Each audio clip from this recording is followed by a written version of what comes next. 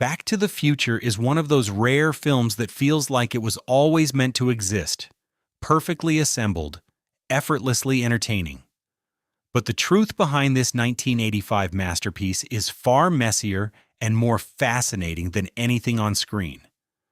Today we're uncovering 13 revelations that will completely change how you see this movie.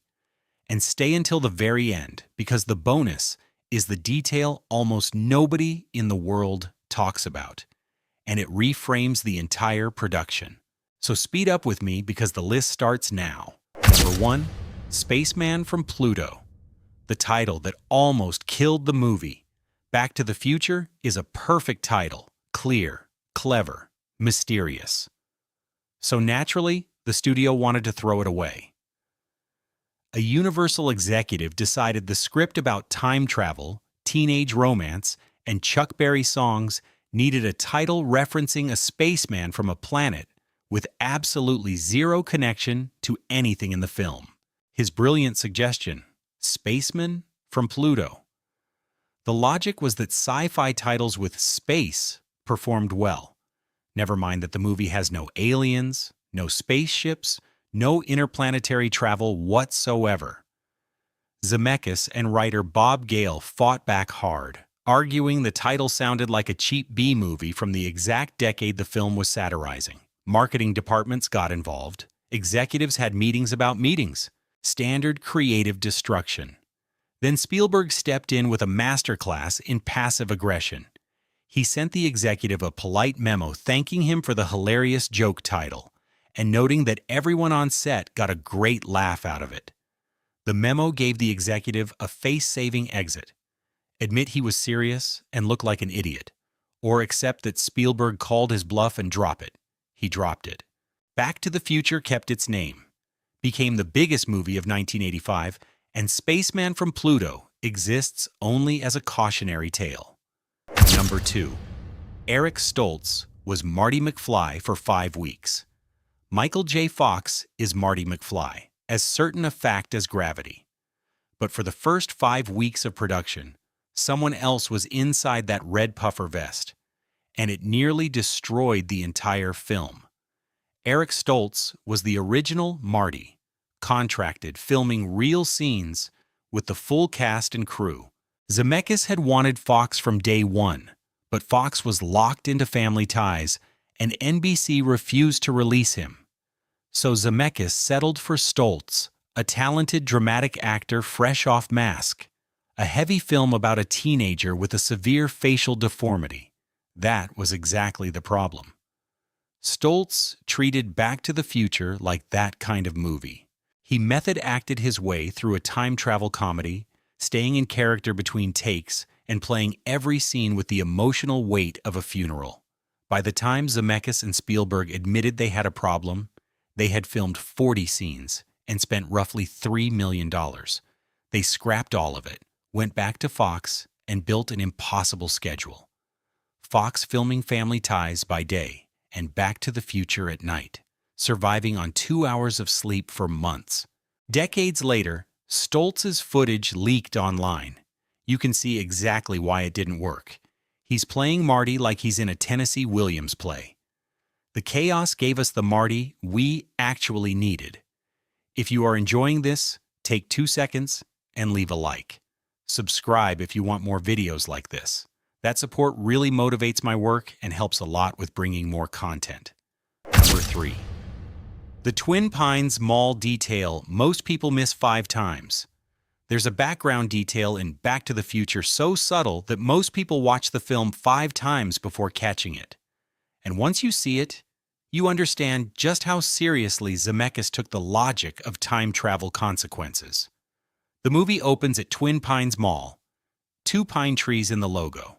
When Marty lands in 1955, he ends up on the same land, now the Peabody family farm. Old Man Peabody charges out with a shotgun, while Marty frantically reverses a DeLorean that handles like a broken shopping cart. In the chaos, the car smashes through Peabody's fence and demolishes one of his 2 prized pines.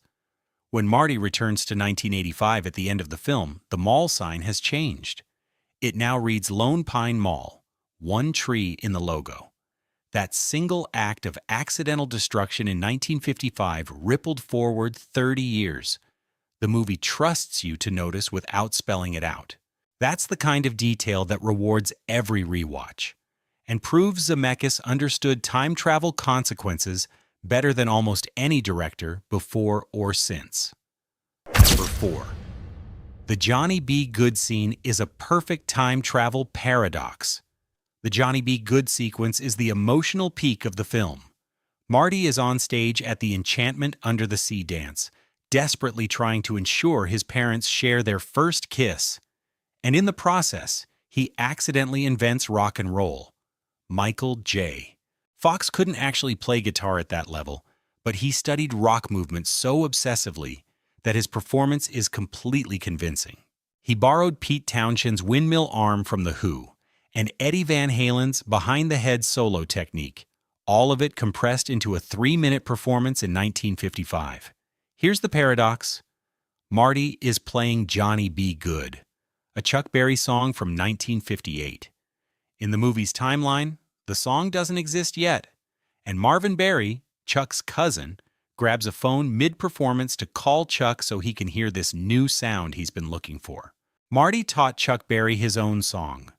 Then Marty gets too into it, goes full Van Halen, and the 1955 teenagers stare in horrified silence. "I guess you guys aren't ready for that yet," he says, backing away, "but your kids are going to love it."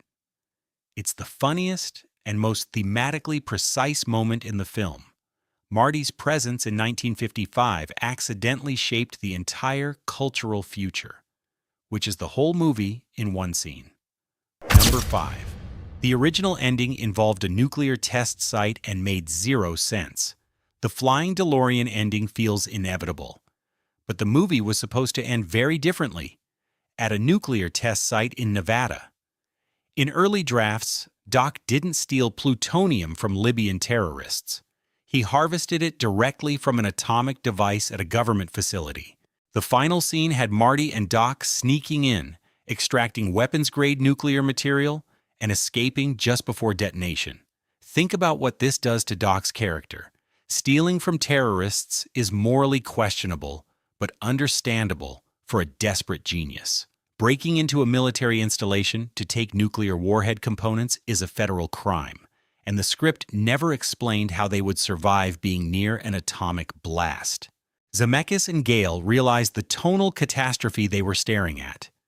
The whole film is a warm adventure about a kid getting his parents together. You can't end that with government espionage and nuclear explosions, so they rewrote it.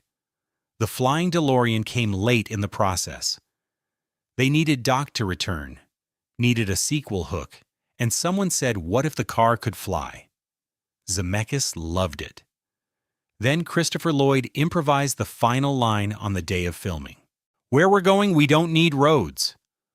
Zemeckis kept it because it was perfect.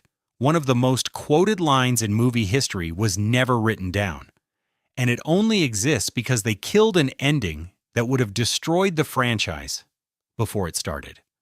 Number 6. The DeLorean was a terrible car that became immortal. The DeLorean DMC-12 sits alongside the Batmobile and the Millennium Falcon as one of cinema's most iconic vehicles. That stainless steel body, those gull-wing doors, the flux capacitor glowing inside, it looks exactly like something alien technology would be built into. But as an actual car, the DeLorean was a disaster. The original time machine in early script drafts wasn't even a car. It was a refrigerator. Zemeckis scrapped this because he was genuinely worried children would climb into fridges trying to replicate the film. Before modern safety latches, refrigerators could suffocate kids whose doors locked from the outside. So they needed a vehicle that required speed, specifically 88 per kg, creating motion, drama, and cinematic tension a refrigerator simply cannot provide. The DeLorean looked perfect, but barely functioned. Its real-world top speed was around 85 mph, a cruel irony for a film where the plot depends on reaching 88. The production kept multiple DeLoreans on set at all times, because at least one would be broken on any given day. Gullwing doors jammed, engines overheated, electrical systems failed randomly. The DeLorean Motor Company had already collapsed in 1982, its founder caught in a drug trafficking sting. A complete failure. Then, Zemeckis turned it into a time machine and gave it immortality it never earned on its own merits. Number 7. Doc Brown's wild hair has a scientific explanation. Christopher Lloyd's Doc Brown, hair shooting in every direction, eyes wide with manic energy, is one of the great character designs in cinema. But that crazy hair wasn't a random costume choice. It has an actual in-universe explanation. According to both the filmmakers and Lloyd himself, Doc's hair stands permanently on end because he has spent decades experimenting with high-voltage electricity. He's been shocked so many times throughout his scientific career that his hair has stopped obeying gravity. Every time you see that wild mane, you're looking at the physical evidence of a lifetime spent pushing science past all reasonable safety limits. This man has been burned, shocked, and probably blown up repeatedly, and kept going anyway, because discovery matters more than comfort. Lloyd leaned into this completely. The manic gestures, the wide eyes, the way Doc reacts to every scientific possibility like it might kill him, but he's going to try it anyway. The wild hair isn't a quirk. It's a biography written in keratin, one of the most efficient pieces of visual storytelling in 1980s cinema, and most viewers never consciously register it's even there. Number 8. Huey Lewis rejected his own music in the movie. Huey Lewis and the News gave the film two of its defining songs, The Power of Love and Back in Time. Both massive hits, both inseparable from the movie's identity. But here's the detail most viewers miss entirely. Huey Lewis is actually in the film, and he's the villain. In the opening sequence, Marty and his band audition for the school dance. They launch into a song with enormous energy. Then the grumpy judge at the table cuts them off and tells them they're just too darn loud. That judge is Huey Lewis himself, appearing on screen to reject the musical performance of Marty McFly, while his own music carries the entire film's soundtrack. The irony is mathematically perfect. Lewis delivered that line with full commitment to grumpiness, then walked off set, knowing The Power of Love would be blasted over the film's opening montage. The scene also sets up Marty's guitar skills early, so when he picks up a guitar at the Enchantment Under the Sea dance, you already know he can play. Rewarding setup, hiding in plain sight as a throwaway cameo. Before we keep going, subscribe, if you haven't yet. Drop a comment telling me which movie or show you want me to cover next with strange behind-the-scenes facts. I read every single one. Number 9. The studio rejected it over 40 times. Back to the Future is one of the most profitable films ever made, $380 million worldwide, highest-grossing film of 1985, beloved trilogy, permanent pop culture fixture. Before any of that, it was rejected by every major studio in Hollywood. Over 40 times. Zemeckis and Gale spent years pitching this script and getting doors slammed. Studios thought it was too weird, too niche, not commercial enough. Disney passed because they thought the subplot of Lorraine being attracted to Marty was inappropriate, completely missing the point that Marty spends the entire film horrified by it and trying to stop it. Other studios simply didn't understand the tone or know how to market a time travel comedy with no stars attached. The only reason the film happened was Spielberg. Zemeckis had just directed Romancing the Stone, a surprise hit in 1984 that gave him just enough credibility to get Amblin Entertainment to take the bet. Universal came on board. Suddenly, the movie 40 Studios had said no to was actually being made, and it beat out Rocky IV and Rambo at the box office. Every executive who passed on it got to watch it become a phenomenon while knowing they had held it in their hands. Number 10. The clock tower sequence nearly killed people. The climax depends on one perfectly timed event. Lightning strikes the Hill Valley clock tower at exactly 10:04 p.m. Doc channels that electricity into the DeLorean, and Marty hits 88 miles at the precise moment. Or he's stuck in 1955 forever, one of the most suspenseful sequences in 1980s cinema. And filming it was genuinely dangerous. This was 1984. No CGI. Everything on screen is practical effects, real stunts, and actual high-voltage electrical equipment rigged to a clock tower on the Universal backlot. Christopher Lloyd spent hours hanging off that tower for real, clinging to the minute hand while wind machines blasted him and rain towers drenched everything. Not a stunt double. Lloyd, harnessed in, genuinely dangling from a building while performing. The lightning effects were practical pyrotechnics timed to the millisecond.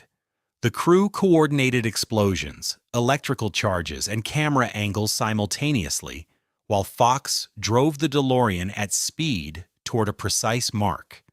One miscalculation and the shot fails, or someone gets electrocuted. They filmed over multiple nights in 12-hour overnight shifts. Modern viewers streaming it at home are watching a sequence where real people risked real harm to create movie magic the old-fashioned way. Number 11. Ronald Reagan quoted the film in a State of the Union address. Back to the Future has a throwaway joke that accidentally pulled in the President of the United States. When Marty tells 1955 Doc that Ronald Reagan is president in 1985, Doc's response is perfect. Ronald Reagan? The actor? Then who's vice president? Jerry Lewis? In 1955, Reagan was a B-movie actor. The idea of him running the country seemed completely absurd. Reagan actually watched the film, loved it, and started referencing it in speeches, including a State of the Union address where the sitting president used a line from a time travel comedy as rhetorical material for national policy. He quoted Back to the Future in front of Congress. Zemeckis found out from news reports and couldn't believe it. Reagan wasn't offended. He genuinely found the joke funny, which tracks for a politician whose brand was built on self-deprecating charm. He'd spent decades being underestimated, and a blockbuster using his name as a punchline just gave him more material. The State of the Union moment means Reagan's speechwriters watched a sci-fi comedy and thought, yes, this belongs in our formal address to Congress.